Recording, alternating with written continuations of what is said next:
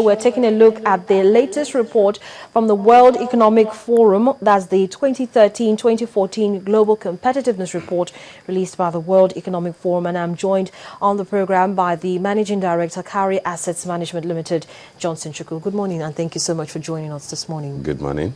Well, this report was actually released at the early part of the month, and most analysts like yourself actually reviewed it.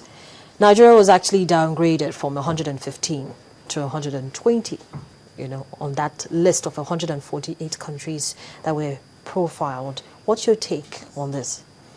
Well, you have to look at, there are actually 12 pillars that the World Economic Forum uses to determine the standing of any country. So it simply means that we have declined in one of those factors. One of those factors is the institutions, the institutional environment. The institutional environment, we are talking of your legal framework and the administrative framework. If you look at one of the factors that came to mind, that can easily comes to mind when you look at where Nigeria could have declined, one of which could be in the area of corruption. If you also look at the Transparency International rating, you also found we declined in our corruption rating. So that could have been brought to bear on our rating in the Global Economic Forum, our decline from 115 to 120. The other factors you have to look at, another thing you have to consider also that some other countries may have improved in some of those parameters. Take, for instance, when I looked at the list, I found that Cameroon is now pitching on 115. Of course, Cameroon was far below us previously. And you look at those 12 pillars, and you look at where the areas we are improving and what are the. Could you just highlight what some of those pillars really are? Well, you see, the basic pillars are, you have the institutional framework, or you have to look at the infrastructural base of that country. You have to look at the macroeconomic environment. You have to look at the quality of primary health education, of health care and primary education in that country. Those are the four critical or the four basic pillars that you have to look at. Then you have to look at other factors like your financial system efficiency. Of course, we could believe we are improving in those areas. You look at your labor efficiency and labor's ability of labor to move from one employment to another. But we know that this present administration has come up with a series of reforms to try to to reduce the amount of corruption in the system. Is it that the reforms aren't coming across as quickly as they should be, or the people who are supposed to be institutionalizing this are not doing it as quickly as they should? Well, I think if you talk of the issue of corruption, we have to look at what Transparency International uses to assess the level of corruption in the country. But the fact of the matter is that the summary of the rating of Nigeria is that we have declined in our ranking in the area of corruption. We could actually say that the government is doing a lot to fight corruption, but what matters is what the perception, what is the general perception of corruption in the country. I think that has not improved, or may have deteriorated relative to what has happened in our country, because this is a competitive rating, so your position is not static. Okay. In the sense that if others improve and you don't improve, your rating will also decline. But if you look at, like I said, if you look at other factors that you consider, apart from those four key pillars, you have to look at the size of your market. Of course, Nigeria has one of the biggest markets in Africa, if not the biggest market in Africa, apart from South Africa. You have to look at the quality of higher education in your country. We've been struggling with that of recent. You find out some neighboring countries like Ghana seem to be doing better in terms of quality of education. You have to look at the ability of the economy to adopt innovative ideas, how innovative that is economy. Now let's look at some major factors in this competitiveness report and how Nigeria has fared. You already mentioned corruption. But another way that we were actually rated was in terms of our security. We were actually ranked 142nd. That's out of 148 countries. Yeah. So, in your opinion, this isn't supposed to be very good news. But let's just look at factors around of it. Well, if you look at the issue of security, you observe that well, we could say that in the last couple of months, security has improved relatively. But at the point of the rating, what was the security situation? A large part of the northeast was inaccessible, was highly unsecured. You had a high rate of kidnapping in some southern states. And then you still had the issues of Boko Haram that was spreading from the northeast to the northwest, and actually was moving down south. So that could have come in to determine our rating in terms We also of security. have seen a reduction in pipeline vandalism and the rest of it. So this should improve our ratings. Yeah, that's why I said that you have to look at when the rating was done. Okay. Okay. What Economic Forum Global Competitive Index was released on September 3rd.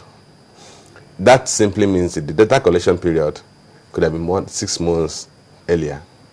So I don't think, you see, if you do the rating today, maybe we will improve from 120 to a better standing. But we have to look at those factors. There's one thing I will have to recognize, that the president seemed to have recognized one of the advice that the Global Economic Forum said, gave in their report, that look, countries should, in the course of their transformation, consider their rating as very critical. And why is it so critical? Your rating, your productivity or your competitiveness determines your productivity. Your productivity determines your prosperity. So the institutional framework, the policy environment, and other factors that influence productivity are what you measure when you are measuring the competitiveness of an economy. And that competitiveness, that which determines the productivity of the economy, will determine the prosperity of the economy. Okay, so now let's quickly look at another factor, maybe your assessment of the financial markets, for instance. Could this probably have also affected our competitiveness report? If you ask me, I think the financial sector has actually seen some level of improvement in terms of efficiency, payment efficiency. I mean, there's no credit anybody has to give to Sanusi. You have to give him a credit for improving the payment efficiency in the system. I think the area that may have been a black spot in Nigeria's case is the institutional framework. The institutional framework, like I said, the legal system and the administrative system. The legal system will look at what is the time it takes to enforce legal contracts. What is the time it takes to register your legal title? If you look at issues of property rights, you look at the time it takes and the cost of restriction of property rights. You look at the issue of corruption. You look at the efficiency of government institutions that enable economic activities. You look at the customs, the number of days it takes to clear goods from the wharf. Then you now move down to the infrastructure area. You look at the cost of moving goods from one location to the other location in the country. This actually impede on your competitiveness. Yes, because we noticed that Nigeria was actually ranked 135th for infrastructure. Yeah, those are the areas. So if you look at the institutional area, where the security issue comes up. So I think Nigeria's weakness came from institutional ranking and then issues that have to do with infrastructure.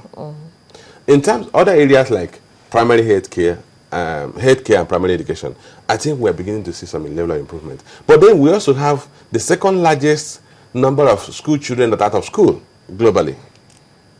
It is estimated that we have 10 million children out of school. That's only second to Pakistan. So that could have also weighed negatively against the country, the country's rating. So you have to look at all these factors. But I think the issue of security, to a large extent, we are beginning to moderate. But going back to what I was saying earlier, the president seemed to have recognized the need for us to make competition of this economy a critical factor in the transformation agenda. Because your prosperity is dependent on your level of competitiveness. That's what will attract investors, both local and international investors, to invest in your economy. If your economy is not competitive, the rate of return on that in that economy will be low. Of course, and we won't see any good intra or inter-trading. Yes, and the cost of doing business in your country will be high. Like we talk about infrastructure deficiencies. If you need to move goods from one location, let's assume you have to move perishable goods from Kano to Lagos. You're not going to have a valuable product by the time they get to Lagos because you don't have an efficient transport system. So, but the president has seemed to have recognized that. And just recently, he set up the National Competitiveness Commission of Nigeria. National Competitive Commission of Nigeria, where he appointed Chika Mwade as the DG or MD. And then you have very notable, because when I looked at the profile of the people that constitute that National Competitiveness Committee of Nigeria, and I saw that you have Aganga, the Minister of Trade and Industry, as the chairman, Tony Limini as the vice chairman. You have such notable names as Michael Porter. Michael Porter is the strongest or the most renowned company strategist and competitive expert in the world. You have Linda Choka. You have Aliko Dangote there. And with that kind of profile, I think the key thing is for them to begin to guide the government on how to address those areas that seem to be the greatest weakness in our competitiveness ranking. And if we address them, we're not just pursuing to improve our competitiveness. The key thing is we want to make our economy attractive to investors.